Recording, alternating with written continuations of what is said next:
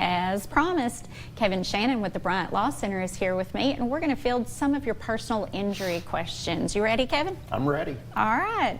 Well, our first caller wants to know, my son was a passenger in a car accident, and he was thrown from the vehicle while not wearing a seatbelt.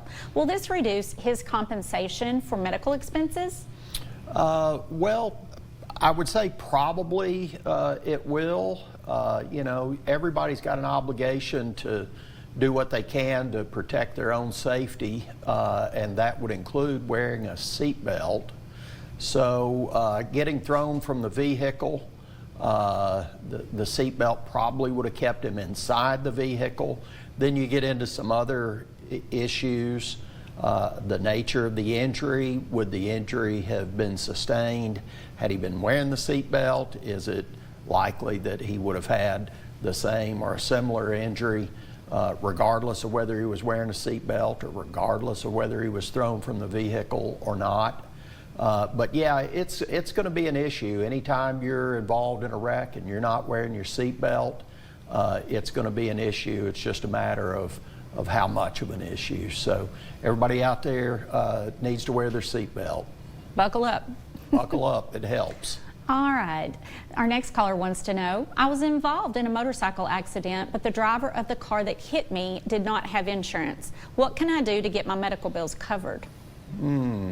That one is, there are a lot of factors that are left out right now. So I'm going to do the best I can to give you a little bit of guidance. On a motorcycle, even though the wreck was not your fault, you have to look to the insurance covering the motorcycle you were on at the time of the accident.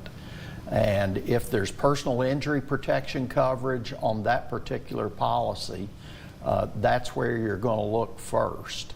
Beyond that, you're going to have to look for the possibility of uninsured motorist coverage.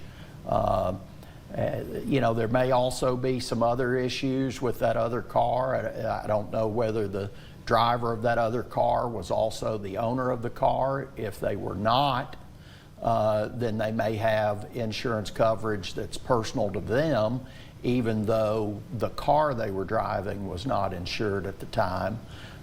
It also could make a difference if they were on the job or otherwise acting as an agent on behalf of somebody else that might have to provide help for your medical expenses. So there are a lot of factors. You can feel free to call me at the office if you'd like to discuss it in more detail.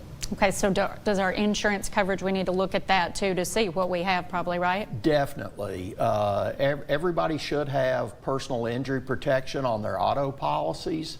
And I tell people buy as much of that as you can afford because it's protecting you in the event you're involved in an accident. And you can't always depend on other people to have insurance, so you need uninsured motorist coverage, and as much of that as you can get. Same thing's true for underinsured. All right, well, thank you for clearing that up for us. We're going to go to break, so stay tuned. Tyler Brown will be here to answer those criminal questions next. That's after this break on WPSD Local 6 Midday.